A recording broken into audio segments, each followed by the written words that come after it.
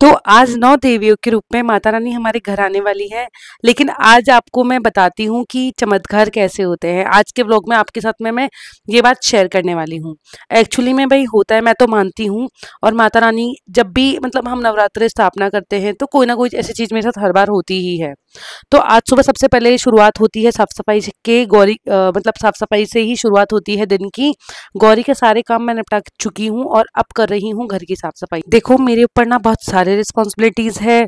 सबसे पहले गौरी की, फिर घर की, फिर जयदेव की, मतलब कि पूरा दिन मेरा शेड्यूल ना बड़ा बिजी रहता है। और साथ साथ फिर हस्बैंड के बिजनेस में भी मैं उनका हाथ बटाती हूँ। तो बहुत सारा मतलब छोटे मोटे चीज़ों में ही हाथ बटाना उनके लिए बहुत सारा लग जाता है, तो मैं बता देती हूँ अगर मैं फ्री होती हूँ तो। और उसके साथ साथ मैं अपना ये चैनल भी संभाल रही हूँ। उसके बाद में यहाँ पर मैंने बालकनी धोई अच्छे तरीके से। और बालकनी धोकर ये देखो मैंने 2 बार बालकनी धोई है, क्योंकि बालकनी ना इन दिनों में बड़ी गंदी हो जाती है, आंधी चलती है ना, इसीलिए। सुबह सुबह हवन के लिए जो भोग बना था उसके बाद में किचन थोड़ी फैली हुई थी और मक्खियां भी बहुत सारी हो गई थी। आप खुद देख सकते हो, हमारे ना जाली की खिड़कियां नहीं है तो मक्खियां बहुत ज्यादा रहती है। और अगर किचन की स्लैब गंदी होती है तो भाई मक्खियां बढ़ ही जाती है। और आज तो जरूरत से ज्यादा मक्खियां थी। जब मैंने पूरी किचन की स्लैब अच्छे से साफ करी ना, उसके बाद में सारी मक्खियों को तौलिए से 2 से 3 बार ऐसे उड़ा उड़ा कर बाहर भगाई है, फिर गेट बंद किया है। अब आप कहोगे कि गेट खुला क्यों छोड़ते हो, गेट बंद रखा करो जिस समय आप किचन में काम करते हो। तो मैं बता देती हूँ, हमारे यहाँ वेंटिलेशन भी नहीं है इतना। जो भी है यही है, गेट है। मतलब वेंटिलेशन तो बहुत अच्छा खासा है, लेकिन किचन में हमारे एग्जॉस्ट वगैरह नहीं है। तो वेंटिलेशन के लिए हम ये गेट ही खोलते हैं और ये साइड वाला एक और गेट खोल लेते हैं। उससे एयर क्रॉस होती है और कोई भी चिकनाई हमारी किचन में नहीं रहती है, सीधा बाहर ही निकल जाती है जब भी हम कोई चीज़ बनाते हैं तो। और उसके बाद में हम बंद करते हैं तो पर्सनली मेरा तो बड़ा दम घुटता है घर में इस तरीके से गेट बंद करके बैठने से। थोड़ा खुला खुला ही घर होना चाहिए, बाहर की हवा आती जाती रहनी चाहिए और अच्छा लगता है। इस तरीके से मैंने देखो किचन की साफ सफाई कर ली है।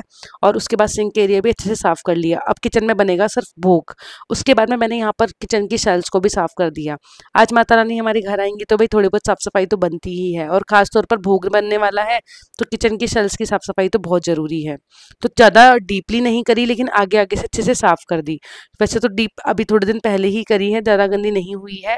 लेकिन इस तरीके से अगर थोड़ी सी पहुँच देते हैं ना तो सही रहता है। खुद को भी एक पॉजिटिव वाइब्स महसूस होती है किचन में काम करते हुए। और ऐसे करके ना एक एक शैल मैंने अच्छे तरीके से साफ कर ली है।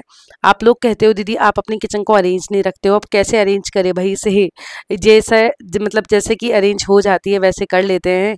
बाकी ये फैल ही जाती है, क्योंकि किचन पर्टिकुलरली मेरे हाथ में नहीं है, सभी लोग यूज़ करते हैं, कोई कैसे करता है कोई कैसे करता है। तो इसी वजह से क्या है कि किचन थोड़ी फैल भी जाती है। अब हम लोग मम्मी जी को ये थोड़े ना कहेंगे कि आप जिस डिब्बे को जहाँ से उठा रहे हो वहीं वापस रखो। भाई उन्होंने रख दिया, क्या हो गया, थोड़ा सा किचन इस तरीके से फैल ही जाता है।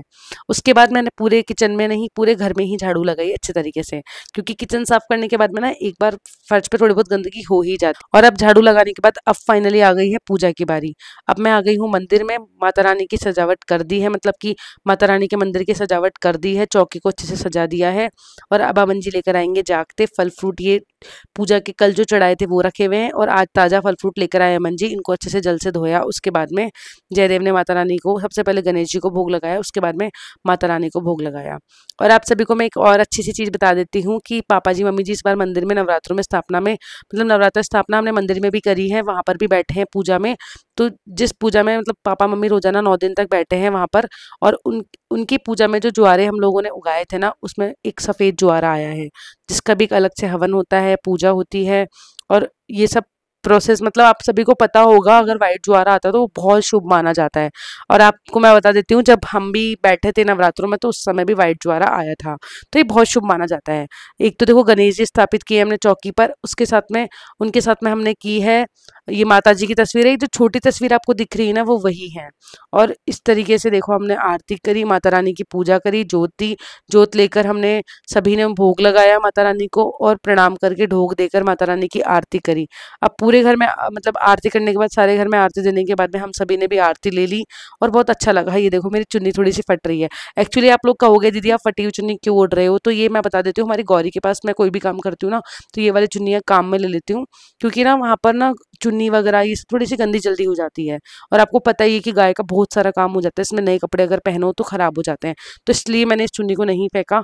उसके बाद में ये चावल का मैं पैकेट खोल रही थी खीर बनाने के लिए, ये देखो इस तरीके से गिर गया भाई, पोपट हो गया, फिर मैंने सारा वापस से इसमें डाला। अभी चावल मैंने इसलिए डाल दी क्योंकि तो किचन की स्लैब साफ सुथरी है। दूसरी बात कि ये चावल धुल जाएंगे अच्छे तरीके से। अब खीर बनाते समय ना मुझे सबसे ज़्यादा दिक्कत तभी ही आती है चावल डालने में। भाई ज़्यादा डल जाते हैं तो खीर एकदम गाढ़ी गाढ़ी सी हो जाती है, और कम डलते हैं तो खीर बहुत ज़्यादा पतली हो जाती है। तो भाई एक मीडियम लेवल पे डालना बनता है, लेकिन वही है कि मेरे से ये संजोग बनता नहीं है कई बार। इस बार बन जाएगा, कोशिश तो करी है। फिर मैंने आटा लगाया, और आटा भी खूब सारा लगाया है। अब आप सोचोगे कि दीदी आप शाम को जिमा रहे हो कन्या या सुबह, तो मैं बता देती हूँ, हमने सुबह कन्या नहीं जिमाई थी, शाम को ही जिमाएंगे। और इस बात पे भाभू बार बार एक ही बात बोल रही थी, अब छोरा कुन मिले रात में मोड़ी छोरा कुनावली ये वो। और भाभू की ये वाली बात सुनने के बाद ना मैं भी बड़ी टेंशन में आ गई थी कि पता नहीं क्या होगा। लेकिन मैंने माता रानी के आगे हाथ जोड़ दिया था कि माता रानी जो भी होगा आप जरूर आएंगे हमारे घर पे। और आप सभी को मैं बता देती हूँ हमने सुबह कन्या क्यों नहीं जिमाई, क्योंकि हमारे पूजा के बाद में एक हवन तो सुबह हो चुका था, लेकिन वाइट जुआरे जो आए थे, जो बहुत शुभ माना जाता है, उनकी वाइट जुआरे की भी स्थापना की जाती है एक तस्वीर में, चांदी के त्रिशूल के साथ में। तो उनकी भी अलग से पूजा की जाती है, और उसके बाद में हवन किया जाता है। तो इस तरीके से मैंने सोचा था कि हवन होने के बाद में माता जी के रूप में जो कन्याएं आएंगी उनको हम लोग प्रसाद ग्रहण करवाएंगे। तो इस तरीके से मैंने खाने की तैयारियां शुरू कर दी है। शाम को मैंने यहाँ पर आलू उबलने के लिए छोड़ दिए हैं, और आज मैंने आलू कुकर में ना उबाल कर इस तरीके से खुले में ही उबाले हैं। और साथ के साथ खीर भी चढ़ा दी है, गर्मा गर्म दूध, ताजा ताजा एकदम। आप सभी को पता ही है 9 दिन तक लहसुन प्याज नहीं खाया जाता है, जो कि स्पेशली व्रत करते हैं उनके लिए बता रही हूँ मैं, माता जी का व्रत जो करते हैं उनके लिए। तो मैंने यहाँ पर तैयारी शुरू कर दी है। टमाटर मैंने कट कर लिए हैं, एक हरी मिर्ची ले ली है, हरी मिर्ची एक ही थी तो मैंने एक हरी मिर्ची ले ली, और साथ के साथ उसके अंदर मैंने ऐड कर दी है 3 सूखी हुई लाल लाल सी मिर्च, जो कि मैंने घर में ही सुखाई है। और अब मैं चावलों को अच्छे से धोकर खीर में ऐड कर रही हूँ, क्योंकि दूध में ना उबाल आ चुका है। इस तरीके से चमचा मेरे पास बड़ा नहीं था, सब्जी के लिए काम आएगा वो, तो मैंने छोटा चमचा ले लिया है। अब गरम मसाले ले लूँगी, काली मिर्ची ले ली है मैंने 2-4 तो, और लौंग नहीं मिली मुझे, लौंग रखी हुई है कहीं डिब्बों में बट मिली नहीं। और ये दूध ना थोड़ा सा निकल गया अभी, मैं जब इस अदरक को कट कर रही थी ना तभी। और तेज पत्ता ले लिया है, और वो जो सूखी हुई मिर्ची थी ना लाल वाली, वो एक ही जगह रख ली मैंने। उसके बाद में ये देखो मैंने यहाँ पर बारीक बारीक अदरक भी चॉप कर ली है। अदरक को घिसने से अच्छा है कि बारीक बारीक हाथ से चॉप करना चाहिए। वैसे मैं भी कई बार घिस के ही डाल देती हूँ, लेकिन घिस के जब डालो जब हमें पेस्ट बनाना हो। लेकिन स्पेशली अगर आप चाहते हो अदरक मुंह में आए, टेस्टी लगे, तो बारीक बारीक चॉप करनी चाहिए, इससे अदरक जलती नहीं है, पेस्ट जल्दी जल जाता है। तो ज़्यादा टेस्टी अदरक ना ऐसे लगती है मेरे हिसाब से। तो बाकी मैं तो सिलबट्टे पर अधिकतर बांट के भी डाल ही देती हूँ। फिर मैंने यहाँ पर खीर को देखा तो खीर के हालचाल ठीक ही लग रहे थे मुझे, बीच बीच में से संभाल रही थी, लेकिन ये दूध गलत उफन गया। और ये देखो अभी भी दूध लगा हुआ है, लेकिन मैंने आगे आगे से थोड़ा सा साफ कर दिया। साइड वाली गैस पर उबल रहे हैं आलू।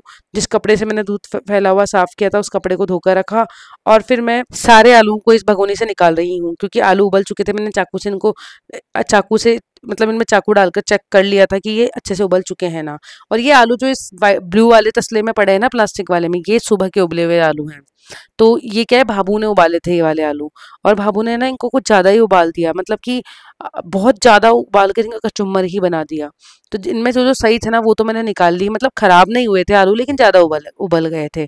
और सुबह नहीं, मतलब दिन से ही उबाले थे, 3-4 बजे से। तो ये सुबह वाला नहीं हुआ, वरना सुबह के आलू तो मैं बिल्कुल नहीं मिलाती सब्जी में, क्योंकि कन्याएं खाना खाएंगी भाई, किसी के पेट में दर्द की शिकायत भी हो सकती है। तो अभी 3-4 बजे ही उबाले हुए आलू हैं ये। उसके बाद में मैंने ताज़ा आलूओं को भी छिला, आलू थोड़े गर्म थे, पहले मैंने उनको छिला जो सुबह उबाले थे, मतलब दिन में उबाले थे, और दोबारा मैंने फिर तब तक वो जो अभी उबाले हुए आलू थे ना वो ठंडे हो गए थे, तो फिर मैंने उनको भी छिल लिया। आलू छिलकर मैंने काजू अच्छे से कूटना शुरू कर दिया। मेरे पास ना काजू कटर भी है, जो कि प्रॉपर जो हलवाई यूज़ करते हैं ना वो वाला, लेकिन वो मैंने नहीं यूज़ किया, उसमें बहुत समय लग जाता है। फिर मैंने इसके बाद में यहाँ पर खोपरा ग्रेट कर लिया। खोपरा बहुत अच्छा लगता है खीर में अगर डालो तो, लेकिन ड्राई फ्रूट बहुत सारे डालो ना तो खीर बहुत टेस्टी लगती है।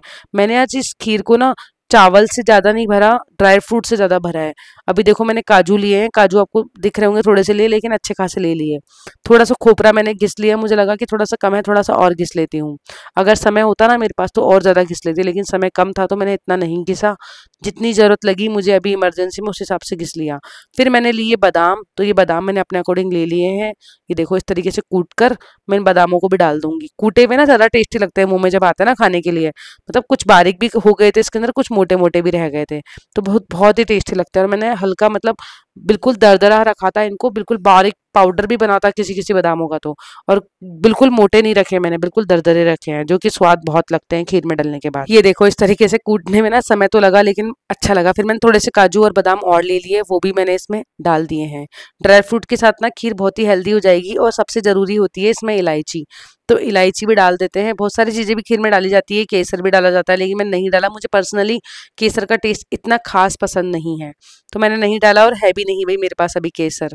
तो इस तरीके से मैंने खीर बनाई, ये देखो इस तरीके से मैंने इसमें ड्राई फ्रूट ऐड कर दिए हैं। अब इसमें मैंने इलायची ऐड कर दी है। चावल चेक करे, देखो चेक करने के चक्कर से भी गिरा दिया मैंने दूध। पोपट तो मैं सारे करती हूँ जल्दीबाजी के अंदर। फिर देसी घी के अंदर बनाना था हलवा, तो इस तरीके से मैंने सूजी सेकी घी के अंदर, और सूजी ना मतलब बिल्कुल प्लेन बनाएंगे, ड्राई फ्रूट वाला हलवा नहीं बनाएंगे, क्योंकि खीर में अच्छे खासे ड्राई फ्रूट डाल दी ना मैंने, तो हलवा प्लेन अच्छा लगेगा साथ में। हलवे में भी ड्राई फ्रूट, इसमें भी ड्राई फ्रूट, थोड़ा ज़्यादा ही हैवी हो जाता है, तो मैंने सोचा कि क्यों ना हलवा सिंपल ही रखा जाए। तो इस तरीके से मैंने खीर में मीठा डाला। मुझे बड़ा ऐसा लग रहा था कि खीर में मीठा ज़्यादा हो गया ना तो मम्मी जी डांटने वाली है मुझे बहुत, इतनी अच्छी खीर खराब हो जाएगी, लेकिन भगवान की दया से जब भी भोग बनता है कभी ऐसा नहीं होता मेरे साथ, बहुत अच्छा होता है। खीर में मीठा एकदम परफेक्ट था जब खाना खाया था मैंने, इसलिए बता रही हूँ आपको। फिर उसके बाद में ये देखो मैंने इस तरीके से जो सूजी सेकी, सूजी को ज़्यादा डार्क नहीं सेका मैंने, मुझे ना इतनी पसंद नहीं है ज़्यादा डार्क हलवा, तो मैंने थोड़ा लाइट ही रखा, और इस तरीके से इसमें गर्म गर्म पानी डाल दिया। गरम गरम में पानी डाल दिया, गरम गरम नहीं डाला पानी। और फिर आटे के हलवे जब बनाते हैं ना तब स्पेशली पानी गरम करते हैं साइड वाले बर्तन में गैस पर, लेकिन अभी सूजी का बना रहे तो चलता है, कोई दिक्कत नहीं है। फिर मैंने किचन की स्लैब साफ कर दी, गैस वाला एरिया छोड़ दिया, किचन की ये वाली स्लैब साफ कर दी, क्योंकि अब मुझे जाना है ऊपर। सब्जी की मैंने तैयारी कर ली है, उस वाली स्लैब पर सब चीज़ें रख दी है मैंने अच्छे तरीके से। लो जी, हमारी खीर भी बनकर हो गई है तैयार, अच्छा उबाल आ गया है, खीर एकदम गाढ़ी गाढ़ी बनी है और एकदम परफेक्ट बनी है, नहीं तो गाढ़ी नहीं पतली, मतलब जो टेक्सचर चाहिए था ना अपन को वही रेडी हो गया। बट हलवे में थोड़ा पानी ज़्यादा गिर गया, और ये हलवा लात भी बहुत तगड़े तरीके से मार रहा था, मतलब उछल रहा था, आप देख सकते हो।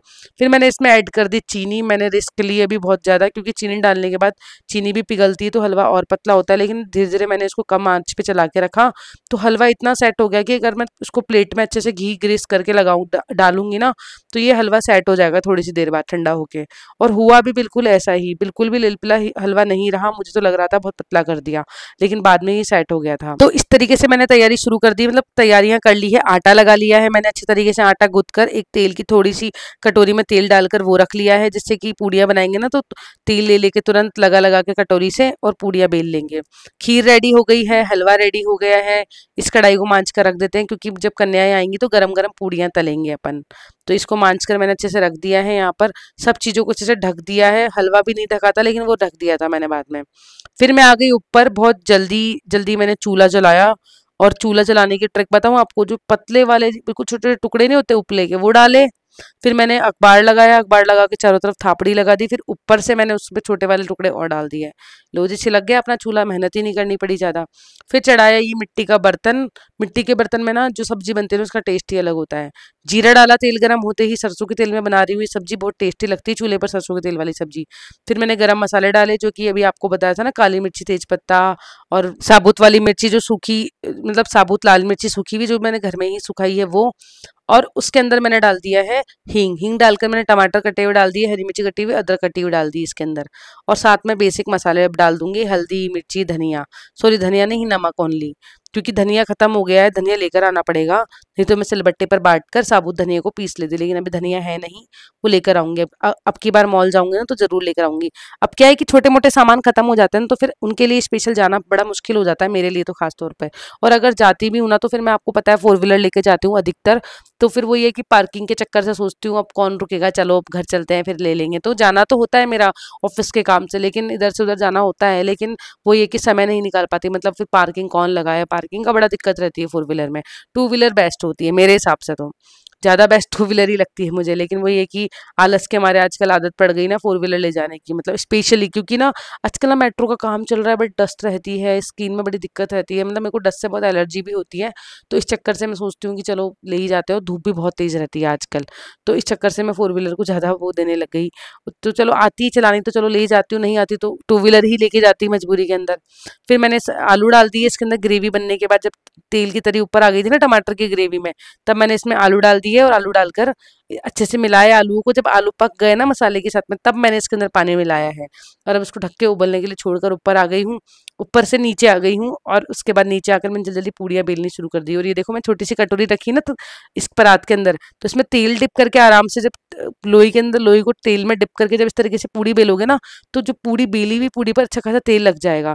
तो एक के ऊपर आप 10 पूड़ी भी रख दोगे ना, तो बिल्कुल भी नहीं चिपकेगी वो आपस में, ये फायदा होता है। और पास के पास ही तेल मिल जाता है, वरना इस गरम तेल में डुबो, फिर इधर से लेके तलो, बड़ी रिस्क रहती है। जल्दीबाजी में उंगली अगर गलती से गरम तेल में चल जाए तो बड़ी दिक्कत हो जाए। तो इस तरीके से मैंने गर्मा गर्म फूली फूली पूड़ियाँ तली। पहले मैंने एक मोटा लोया लिया, उसकी छोटी छोटी लोइयाँ बनाई, और उसकी पूड़ियाँ तल के इस तरीके से मैंने पूड़ियाँ तली। ये देखो तेल भी ठंडा हो जाता है थोड़ा सा पाया निकालने के बाद में। तो इस तरीके से मैंने पूड़ी निकाली। मुझे आज वो बड़ी वाली झड़ नहीं दिख रही थी, पता है आपको, बाद में दिखी जब मैं बर्तन साफ कर रही थी ना, सारा काम समेटने के बाद। जब ये देखो जहाँ पर ये जो ब्रशेस नहीं टक रही है मेरे पीछे, यहाँ पे टक रहा है वो, और मैंने पूरी किचन में ढूंढ लिया, मुझे नहीं दिखा, लास्ट में दिखाता ही है। तो अभी मैं देख के आपको बता रही हूँ इसीलिए। ये जो बिटिया थी, इसके क्या है कि पेट पर थोड़ा दर्द हो रहा था सुबह से ही। आज सभी कन्याओं को यहाँ से वहाँ जाकर खाना खाना होता है, तो आपको पता है कि पेट का जो खाने का बैलेंस होता है वो बिगड़ जाता है। तो इस चक्कर से इसके पेट में दर्द हो रहा था, तो मैंने इसे टिफिन में इसके लिए प्रसाद पैक किया, और इन कन्या से आशीर्वाद लिया, और इनको घर छोड़ कर आए अमन जी। फिर उसके बाद में हम लोगों ने सभी बच्चों से पूछा, बच्चियों से, कि कहाँ पर खाओगे आप लोग खाना, नीचे या ऊपर। तो गर्मी भी तेज थी, तो मैंने सोचा क्यों ना ऊपर ही सभी कन्याओं को भोजन करा देते हैं। वैसे इनका आने से पहले मैंने बहुत देर पहले एसी चला दी थी, लेकिन फिर भी ना हॉल इतना खास ठंडा नहीं हुआ था, क्योंकि किचन ओपन किचन है हमारी, और फिर ओपन किचन में वो पूड़ियाँ वगैरह तली ना नीचे, तो ज़्यादा दफन सी हो गई थी घर में।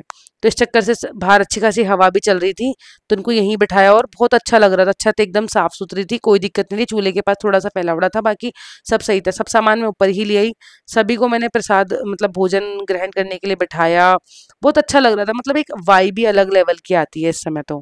फिर मैंने सभी को, मतलब आज तो क्या है, सभी कन्याओं के भाव थोड़े बड़े बड़े रहते हैं, इन सभी का पेट भी भरा रहता है, तो बोलते आंटी इतना मत डालो, बस थोड़ा सा यही चल रहा था। और बच्चों को आए हुए आधा घंटा हो चुका था, तो बच्चे क्या है कि खेल रहे थे देर से, तो उनको सबको प्यास लगी, तो मैंने सबको मटकी का ठंडा पानी पिलाया, और इनको बताया भी कि मटकी का पानी बेस्ट होता है, फ्रिज का पानी अगर कोई भी पीता है तो मत पीना। फिर सभी कन्याओं से हमने चरण स्पर्श करके आशीर्वाद लिया, और सभी को हम ना, एक्चुअली क्या हुआ कि हम केले लाना भूल गए थे इनके लिए। और मैं हर बार ना गिफ्ट देती ही नहीं हूँ, कुछ भी नहीं देती बच्चियों को। अगली बार ना सोचा है कि गुल्लक दूंगी, क्योंकि ना गुल्लक क्या है कि इन बच्चों के काम आएगा, जिसमें ये पैसे सेव करेंगी अपने लिए। तो मैं अगली बार जरूर लेकर आऊंगी। तो मैंने इन बच्चों को 100 रुपए दिए थे सभी को, तो क्योंकि मैं केले भी नहीं लाई थी या कुछ नहीं लाई थी, इसीलिए। फिर उसके बाद हम लोगों कन्याओं को जमाने के बाद हम लोग हवन में चले गए थे, वहां पे हमने हवन में आहुति दी, और मतलब आरती वगैरह करके फिर हम सब लोग घर आए। मम्मी जी पापा जी के चरण स्पर्श किए, सभी के चरण स्पर्श किए वहां पे जितने भी लोग थे। फिर हम लोग घर आए, फिर हम लोग खाना खाने बैठे। भाभू आप देख सकते हो लेट चुकी है, सोने की तैयारी भाभू की हो चुकी है, लेकिन अभी भाभू जगी हुई है, क्योंकि हम लोग खाना खा रहे थे। फिर उसके बाद हम लोगों ने खाना परोसा, और मतलब आज की थाली में बहुत ही, और सच बता रही हूँ, जब खाना खाया ना तो सब में नमक एकदम बैलेंस था। मुझे विश्वास नहीं हुआ कि मतलब अनटप्पे में इतना बैलेंस नमक कैसे हो सकता है भाई। मेरे को बड़ा ऐसे लग रहा था कि यार नमक कम डाला है मैंने, लेकिन तो परफेक्ट नमक था भाई एकदम। बहुत अच्छा लगा खाना खाकर, प्रसाद ग्रहण किया, माता जी को धन्यवाद दिया। अब 9 दिन के नवरात्रे पूरे हो गए, क्योंकि आज अष्टमी और नवमी दोनों ही है तिथि के हिसाब से, तो आज ही माना जाएगा, और आज स्थापना को भी उठा लिया जाएगा। उसके बाद में मैंने किचन की साफ सफाई करी, क्योंकि मैं सुबह के लिए कुछ भी नहीं छोड़ना चाहती थी। तो तेल वाली कढ़ाई भी मैंने खाली कर दी, और ये बहुत ज्यादा गंदी हो जाती है ना जब हम सबके लिए पूड़ियाँ तलते हैं तो। क्योंकि कन्याओं को जमाने के बाद हम लोग हवन में चले गए थे, फिर घर आकर मैंने सभी घर वालों के लिए गर्मा गर्म पूड़ियाँ तली, सभी को खाना परोसा। भाई बहुत हेडक हो जाता है पूड़ियाँ तलने के साथ साथ खाना परोसना भी। और मेरी नंद सभी के लिए खाना लेकर चली गई, अच्छा हुआ वो है तो बहुत सारा लग जाता है। फिर इस कढ़ाई को अच्छे से मैंने पीताम्बरी लगाई थोड़ी सी, थोड़ा सा ये बर्तन मांजने का सर्फ लगाया, ऐसा करके मैंने साफ किया, सारे बर्तन मांजे। अब बारी आती किचन की, तो ये जो किचन का गैस एरिया ना, यही छोड़ के गई थी मैं जब छत पे गई थी सब्जी बनाने के लिए। तो मैंने इसको अच्छे से मांज के साफ किया, क्योंकि तेल का काम किया है तो ये साफ करना तो बनता ही है। और अभी समय कम था तो मैंने सिर्फ यही किया, वरना पूरी स्लैब को ही धो डालती। अब जब भी धोने का नंबर आएगा तो धो दूंगी। तो इस तरीके से मैंने किचन की स्लैब को अच्छे तरीके से साफ कर लिया है। बिल्कुल भी चिकनाई नहीं रखती हूँ मैं अपनी किचन में, मुझे पसंद ही नहीं है घर में गंदगी। तो घर में ही नहीं, किचन में भी नहीं पसंद है। तो भाई जितना हो पाता है उतनी तो कोशिश करती हूँ अपने बिजी शेड्यूल में ये सब काम करने की। आज का व्लॉग आप सभी को आई होप बहुत अच्छा लगा होगा। अच्छा लगा होगा तो कमेंट्स में जय माता दी जरूर लिखिएगा। और हाँ, मैं माता रानी से प्रार्थना कर चुकी हूँ आप सभी के लिए कि माता रानी जो भी मेरे व्यूअर्स है उन सभी की मनोकामनाएं जरूर पूरी करेंगी। उन सभी के जो सभी घर वाले हैं उनकी सबकी मतलब सबकी एक दीर्घ और लंबी स्वस्थ आयु दे। मतलब मैं तो माता रानी से यही प्रार्थना कर चुकी हूँ। माता रानी को मैंने यही कहा था कि जो भी मेरे व्यूअर्स है सभी की दीर्घ और एक लंबी उम्र मिले और एकदम स्वस्थ उम्र मिले उनको। तो यही चाहिए भाई, स्वस्थ रहना ही सबसे ज़्यादा सबसे महत्वपूर्ण है। चलिए आज का व्लॉग यहीं एंड करते हैं। अच्छा लगा हो तो वीडियो को लाइक जरूर करना, कमेंट जरूर कर देना जय माता दी। और अगर आप चैनल पर नए हैं तो सब्सक्राइब जरूर करना। अब मैं आपसे कल मिलती हूँ एक नए दिन और एक नए व्लॉग के साथ में। अपना ख्याल रखिएगा और जिनके कमेंट्स का रिप्लाई नहीं आया जल्दी ही आ जाएगा, कोशिश करूंगी। थोड़ा सा बिजी शेड्यूल है ना इसीलिए। चलिए बाय बाय।